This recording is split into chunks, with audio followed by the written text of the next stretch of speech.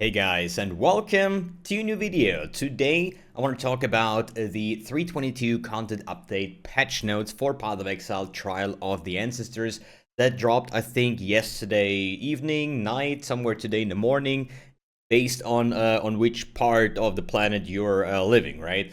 So the TLDR of all of that would be no major nerfs, no major buffs, everything kind of stays the same. So if you enjoyed the past couple of leaks based on the core game, not on the league specific content, you will also have a good time next league. And I think there's not going to be any kind of like meta changes. There is though a maybe new playstyle that is going to evolve, because there is a lot of melee ignite nodes, support gems, and so on. So maybe melee ignite is going to be a thing that we can cover later on in the patch notes. Other than that, we have the new challenge league. Obviously, Sanctum is back, and what else is there refreshing new? I mean, things like the Venging Cascade is now different because we have now a support gem. Because of that, we have a major Ascendancy update for Guardian and the Chieftain.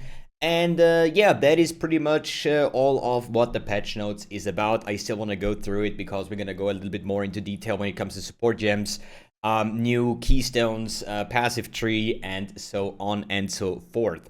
The majority of the patch notes, I think like half of it, were Ruthless changes based on Ascendancies and all kinds of things. I don't play Ruthless. The majority of you guys don't play Ruthless, so I'm skipping that completely. Good, let's start with the Ancestor Challenge League. So you're gonna compete in a tournament, accumulate favor for each tribe, and spend it on recruiting warriors, purchase field items and equipment to power up your team. So I guess it's like a PvP-like auto battle game where you're also taking a part. So whether you play defense and go in offense yourself, or you play the opposite or something like that, we're gonna find out once we are able to play the league next week, and then we can make more content about how it actually works, what is good, what is bad, and so on. New content features: Sanctum is back to the core game, which we're going to talk a little bit more in detail in a bit. So now we have new support gems. This is one thing. So basically, buffs and nerfs are not really existing. I think the biggest nerf is to like temporal chains, and the biggest buff was like to the hidden blade, so it doesn't have a 0.5 cooldown anymore. So this might be a very cool way to make another auto bomber with like a more speedy playstyle, because we can fire probably more of this like ability that you get from the hidden blade. But there is a lot of new support gems which probably enable some very unique ways of playing characters. For example, the controlled blaze support supports melee attack skills, providing them with a chance to ignite. For each ignite inflicted with a skill recently, it deals less damage but more ignite damage. Maybe some ways to gain additional ignite stacks, I think replica Embawake and stuff like that. So there is definitely something with melee ignites in this league, and I love to play ignite builds. I usually play those as spellcasters with Archmage or EK Ignite or Fireburst, Auto Bomber and stuff like that. But it seems like this league, we're definitely going to get our hands to play some melee ignite builds. Then we have Corrupting Cry, supports Warcry skills, making them inflict corrupted blood on enemies affected by the Warcry or by the attacks of that it exerts. Then we have Trauma support, causing it to gain a trauma for the first time supported attack hits an enemy. Then supported attacks deal added physical damage per trauma, so it's basically like Bone Shatter, I think. Then we have a Volatility support, which is basically for attack skills, causing them to deal more maximum attack damage but less minimum attack damage. This is basically nice for bleed characters, you know, the Rislata's Coil belt, which gives you more maximum physical but less minimum, but therefore you still gain like a 12% solid more damage because of the maximum attack damage. So this is kind of like the same, so it really looks like the bleed is going to be very strong as well. Then we have the Flamewood support, which summons totems, triggering Avenging Flame when a totem from support skill is hit by an enemy. Avenging Flame fires a mortar up in the air, which falls down upon the target and deals area damage where it lands. So this will be played with like totems that taunt, or I think the new Chieftain Ascendancy will also have some taunting mechanics in there, as well as some on the passive tree. I think like was it like a totem master or something that also starts to taunt enemies, and once they hit it, you can like trigger those things. Not my kind of tea, for obvious reasons.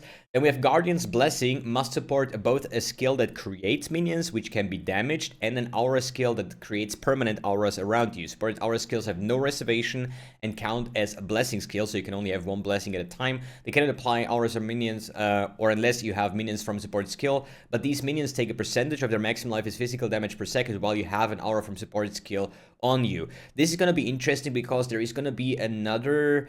there are certain ways to give minions now adrenaline if they have been summoned recently, so you need to find a way to like kill your minions to resummon them and stuff like that. So Guardian's Blessing might be one of those because they are just degenning and then just dying like popcorn and stuff like that. Might find a nice use case on that. Then we have the Returning Projectiles, which is kind of like the Vengeance Cascade from the Anointment.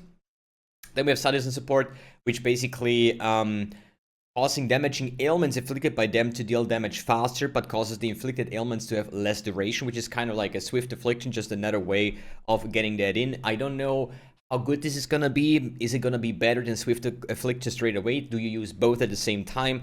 But then you still have to try to get increased duration somewhere, because if you run like an Ignite, a Bleed, a Poison, some kind of like damaging ailment, that only lasts for like 2 seconds, it doesn't really feel like a dot build, so you definitely have to like balance it out with increased duration and damage faster, so you have like an average of like 3 to 4 seconds minimum duration of your dot to make it feel like a dot playstyle, and therefore trying to like increase the duration but make it faster, so you increase your DPS basically.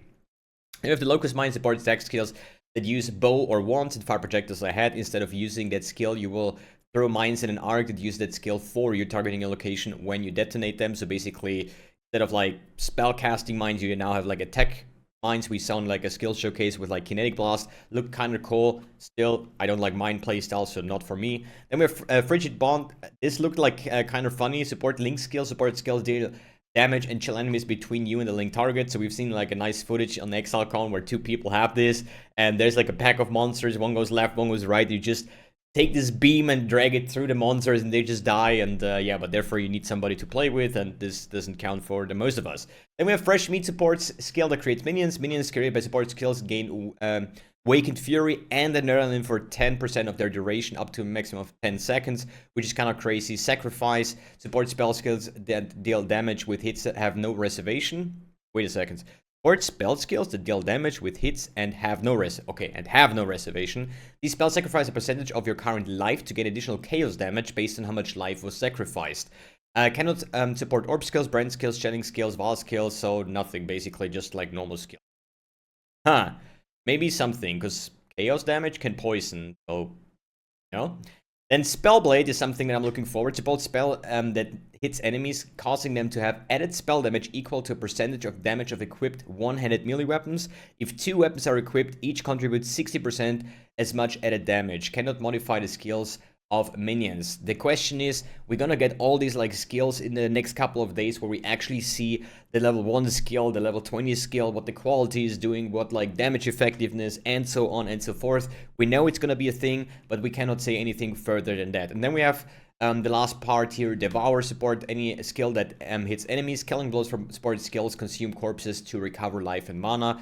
I don't know where this is gonna have effect, because we have a lot of like things in the tree where you recover life or mana from killing blows, so, and you lose an entire support gem, so this has to give like massive amounts of damage to gain like this added benefit, but I don't see that happening, so who knows. Then we have a lot new Atlas Keystone passive skills. Extreme Archaeology, which grants 200% increased explosive radius in your maps and 100% increased explosive placement range in your maps. So Expedition is going to be quite fun, I guess. Then we have Lucid Dreams, which grants Val-sided areas in your maps are no longer corrupted, so you can basically start crafting them. And then we have Destructive Play, which grants the Maven summons 1 to 3 additional bosses when witnessing map bosses. Modifiers to the final map boss in each map also apply to these summoned bosses. So, I don't know, there might be some nice use cases where you have like, I don't know, like sextants that modify bosses that maybe drop more loot or more witnessing per map, so you can gain like the what is it? these Maven trials, like faster maybe, we're gonna see about that. Then we have all hands, which grants your maps have 40% chance to contain a random master encounter. Modifiers to chance to grant additional master missions on map completion instead applied to chance for those masters to be randomly encountered in your maps at 150% of their value, and your maps do not grant master missions when completed. This is kind of like a bit weird because we used to have a shit ton of master missions, but there are not too many left, right? We have Yun with like the Vile Temple, not Vile Temple, but the incursions. We have like Delve, we have Einhar with Beasts, and we have like, what is left there? I think Betrayal? Something like that, but that's pretty much it. So I don't know if people are farming it. Maybe for Betrayal it might be like a pretty cool thing, or for hunting beasts.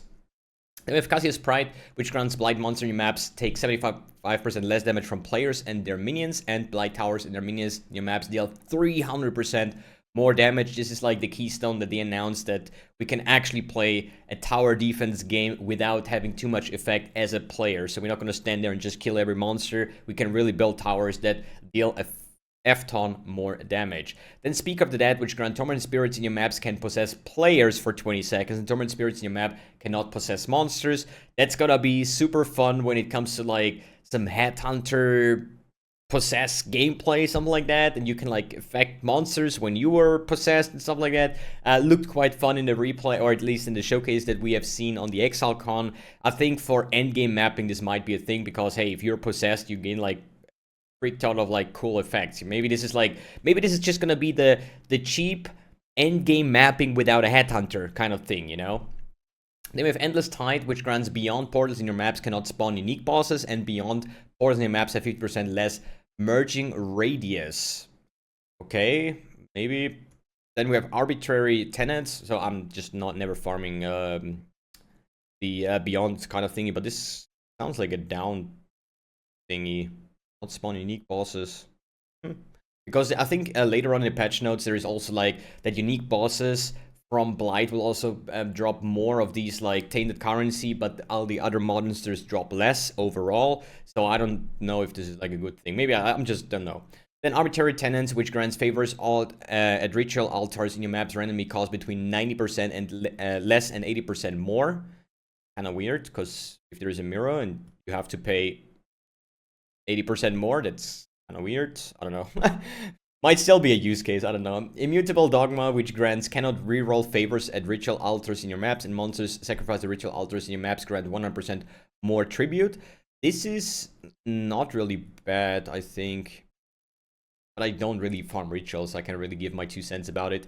Unending Nightmare, which grants Delirium Fog in your maps, never dissipates. Delirium Orbs cannot be found in your maps, and Simulacrum Spindles cannot be found in your maps. But therefore, you have like endless Delirium in Delirium Mirrors, basically. Might be cool for some strategies. Timeless Conflict, which grants Legion encounters in your maps have no timer. Breaking out monsters and chests that are in stasis progressively causes a schism, and Legion encounters in your maps begin once a schism has occurred. I have talked about this one in a previous video, where it doesn't really make any sense for me that this kind of like keystone exists, because if your build is that bad that it cannot clear a legion within the counter, then it will also be really bad to clearing those legions once they break out. So this will guarantee that you can break out everything, but you're still going to take a long time to actually kill those monsters. So your build is just not suited for legion, and that's why I think this keystone is kind of like useless. Then Crop Rotation, which grants harvest crops in your maps contain only tier 1 plants, and harvesting crops in your maps has a chance to upgrade the tier of the plants of different colors. Bold Undertakings, we have which grants Fortune Favors the Brave, applies an additional random option, which is really good, and 100% more cost of the Fortune Favors the Brave map crafting option. I think this is a 2 chaos craft, so it will now be 4 chaos craft, but you gain an additional random option, and I think Fortune Favors is like 3 different options, so maybe now 4, which basically double the cost for a quarter more effectiveness, so maybe like time efficiency, maybe, I don't know. Then Overlord Circuit, which grants League map crafting options, also choose 3 random notable Atlas passive skills associated with the League to treat as allocated, and 100% more cost of map crafting options. League map crafting options also choose 3 random notable Atlas passive skills associated with the League to treat it as allocated. Huh. That means if I pick Essence from the map device, and I haven't skilled an Essence, it will pick 3 random notable for Essence. But why would I pay Essence then if I don't plan to?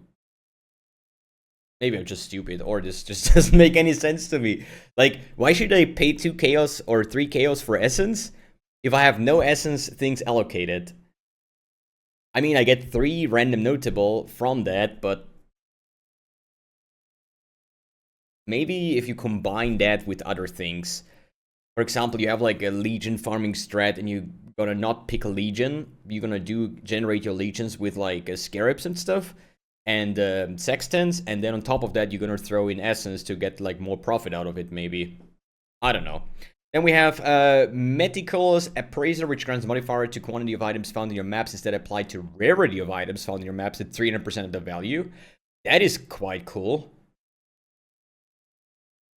Because for hunting Mageblood, Headhunters, and all these kind of like T0 or Chase uniques, I mean, if you have like a 120 quant map, and now it's like, what is it, like 360 rarity on top? Or unique farming, that might be like really cool. And the 7th gate, which grants all possible league map crafting options are available while 6 gateways are allocated. All possible league map crafting options are available while 6 gateways are allocated. I think there is 6 in total. All possible league map crafting options available. I have no idea what that means. Does it mean that all of the league mechanics that I have in my Atlas Pass, in the map Kirak thingy, are gonna be active if I have 6 gateways allocated? I would be super busted. And then it would make sense to have this one combined with overloaded circuits. Because if it picks one of them, because you cannot skill like 8 different league mechanics. Maybe this is just like the thing that you put the 7th gate with overload circuits if you do like an all can go strategy kind of thingy. I need to test this. Then we have the Forbidden Sanctum changes. So Divinia will appear the first time in the Aura Docks in Act 10. The maximum area level is 83. The Forbidden Tomes are now tradable Sanctum floors that can be ran back to back, so you don't have to like gain like this currency to actually run them or unlock the rooms and stuff like that we had in the Sanctum League. You just have this tome or buy this tome or trade this tome, and then you can just run the entire floor and then move from there. So it's going to be really cool to farm those sanctums. Then we have tradable Sanctum relics. These are the ones that you can put into your relic locker in the start that are locked in once you start the Sanctum. But therefore, the sanctified relics that we had with like 1 max power charge or other things are completely removed. So we don't have access to those, but still having those tradable sanctums is pretty cool. So you have like more coin generation, stuff like that. Or vendor offers like more trading options and stuff like that. Is pretty cool. And the defense mechanics now work to mitigate or evade damage through armor, evasion, and energy shield. And there's going to be a lot like more blessings and curses towards this kind of like mitigating damage. So you can actually have some use cases for that. Maybe we're going to see some super high-end tanks that can just like, yeah, get hit by everything and don't die. Then we have a lot of like maps coming back and maps being removed. You can pause the video on this point if you want to take a look at that one. I'm not going to go over everything. The only thing that I hate is the following maps have been removed. Toxic Sewers, Waste Pool. I love these maps because it's like super chill, but you know, there's other maps like Canyon is removed. I really like Canyon, for example. But hey, as long as we have some Mageblood card farming spots left over, because if there is certain uniques or divination cards that are only available in one of those maps, they're also now like put into other maps, so they're still available for farming, you know. So you just have to like check out which map it is for dropping that specific divination card. Then we have Atlas Tree passive, like Atlas passive tree changes. Shaping the Seas and Shaping the Valleys are 2 Atlas passives that generate like higher chance of dropping connected maps and stuff like that are gone, but therefore we also have a new map cluster, and the notable Shaping the World partially compensates for the loss of Shaping the Valleys and Shaping the Sea. So it's just going to be a little bit worse overall, but a way less points spent to achieve kind of like the same thingy. Then we have a new Beyond, Torment, and Valside area cluster on the Atlas passive tree, and some other Atlas passive skills have moved locations to make space for the new zones and clusters. Then League mechanic changes. This is going to be huge. I think Legion. The Domain of Timeless Conflict, so the 5-way or 4-way, whatever, has now a minimum area level of 80, which is good. But now, additional area levels are now added based on the number of emblems you used. I think every emblem is like, I think 0.5 area levels. So if you add 2, it's area level 81. You add 4, it's 82. But if you add 5, it's still gonna be 82 at the max. But then you can still get it higher when you use like those relentless time things. But the 20% increased experience gain for each timeless emblem has been removed. So that means on a 5-way, you get like half the experience because, you know, 20 times 5 is like 100. So it's 100% reduced experience, or less experience gain, so it's not gonna be as fast to just get a bunch of like Legion carries and get your way to level 100 pretty easily. But therefore, each unrelenting timeless emblem now it's 10% increased experience gain, but therefore the monsters are also buffed in the unrelenting. That's like the Uber 5-way basically, right? So you gain like a total of 50% increased experience, but it was 100 before if you use 5 stones. So they removed the additional experience for normal emblems, but they added, or they removed the additional experience for the normal and they nerfed the experience gained from the unrelenting. So I guess we're back to the pure Chayula runs to get like the fastest level 100, because 5-way was pretty busted when it comes to like the past leaks. You know, I once had like a character from level 1 until level 100 in one session. It was like 10 hours, you know, with like running through the campaign for 5 hours and then joining 5-way for 5 hours from level 65 onwards to level 100. It was really that ridiculous. Then Delirium has seen some changes to certain maps, so they're gonna have like, what is it, like the number of monster kill required to gain Delirium rewards in the Fallen Max has been increased in order to be more consistent with other maps. So they just, yeah, added, or you gain more worth per killing a monster in these kind of maps. Maybe like Silo is maybe not bad for Delirium. Oh well, Delirium you want to have like a long period, like where your starting area you want to get as far away from the mirror as possible. But if you use Seal, I think it's more like an S-shaped kind of map, so you're not really too far away, even though you're running like a long way. So I don't know. Then Torment, they now have a tapering less damage taken buff, which activates upon entering their range and eventually scales down to no damage reduction after 15 seconds. This is what they do to prevent us from one-shotting them, unless you have like ridiculous damage. This is kind of the same thing that Uber bosses have for like an 8 seconds like damage reduction shield. So they don't want us to go in and, you know, cast on death one-shot monsters unless you go in, you trigger the fight, and they just don't explode instantly. You just run around in circles for like 5, 6, 7 seconds, and then the shield disappears, and then you can just nuke it down. So this is like 15, so just to prevent that. For every enemy in Torment Spirit touches, it increases the damage of that the spirit takes by 5%. So the more it possesses, or yeah, influences, the more damage the spirit gets. And their AI has also changed quite considerably and is now way more aggressive with hunting monsters. Then we have Ascendancy balances with Guardian and Chieftain reworked. I'm not going to go over those two specific changes, and therefore the Science sub-Ascendancy for Guardian and Chieftain has also been slightly changed. Passive skill tree balance, there were a few things, but I think the most important one was added multiple fire damage with attacks and melee ignite nodes to the tree, and the Vengeance Cascade Anoint now gives returning projectiles have 150% increased speed instead of like returns back to you, because this is now a support gem. But as I say again, we now have multiple ways, not only like support gem wise to support melee ignites, we also gain new nodes on the tree somewhere in the Marauder and Duelist side to yeah, favor that kind of playstyle. So that's why I say it's definitely going to be time to do some melee ignite stuff. Then we come to the skill balance, the buffs and nerfs. The biggest nerf, I think, is the Temporal Chains, and that nerf to 25% slower expiration. It was 40%. This is also counting towards when enemy occurs you with Temp Chains, so it's weaker overall. Then Balsam Skeleton now summons one Skeleton Mage at Temp level 1. Whirling Blades now attacks with both weapons in one hit while dual wielding, which means 75% of damage from each weapon combined. And then we have the Ruthless support. This is cool. Now causes ruthless blows with supported skills to deal more damage with ailments caused by melee hits. It used to be damage with bleeds. Now, since it's ailment, it also counts for ignites, for bleeds, and for poisons.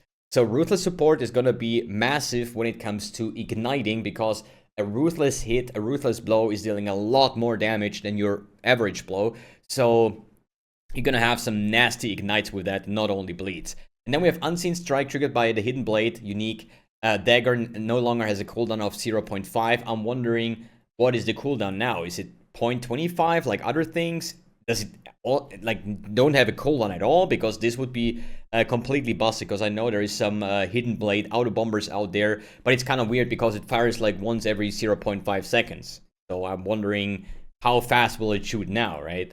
So monster balance, stun immunity has been removed from many bosses in Path of Exile. Shaper Guardians, Elder Guardians, and Conqueror now drop far fewer influenced items on death, which I think for Trade League doesn't really matter, because we want high item level items to then influence them with, you know, Conqueror, like Solid Orbs and stuff like that to start crafting. But for solo self-fund, I think this might be kind of a thing. But on the other hand, you know, when you kill like a Guardian, it drops like 15 Shaper items or something like that.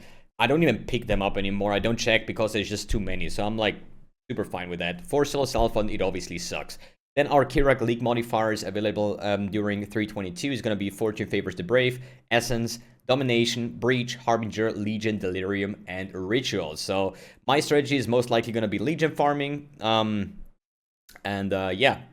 Hopefully you guys have some use case for that. Essence is always like really nice. Domination for like speed farming early on with the shrines and stuff like that. Also with the shrine nodes where you gain additional shrine buffs and stuff like that is going to favor speed mapping quite a bit. And then we have quest rewards, user interface changes, item filters, and bug fixes. That's always in the patch notes, but who really cares about that? The quest rewards basically mean, since we have like a shit ton of like new support gems, that those are going to be throughout the campaign, where you can pick them with your certain class or starting class to gain access to these kind of things. But yeah, overall, it wasn't the longest patch notes, but also not the shortest. But overall, I think not a lot is going to change at all, as I mentioned in the start of the video. But we have like a lot of new support gems, and some of them are really looking cool. For example, the Spellblade support for my potential Archmage build, or a certain other way of like scaling that kind of like damage potential. But I'm really, like, after reading patch notes, really thinking about melee ignite with controlled blaze support, with the other things, with all the new stuff, with like Ruthless being changed to also affect ignites and poisons instead of only bleed. So I think it's gonna be quite interesting to work on maybe a melee ignite kind of league starter that I'm gonna think about in the upcoming days. But therefore we still have to wait on how good all of these are, waiting for them to release basically all these like support gems, the actual gems, so we see what they do at level 1, the quality, what they do at level 20, and then we can have to wait until PUB supports them, so we can actually start playing around with the settings to actually make certain builds possible. Alright guys, let me know what you think about all these kind of changes in the comments below, and thanks for tuning in, thanks for watching, and see you in the next video.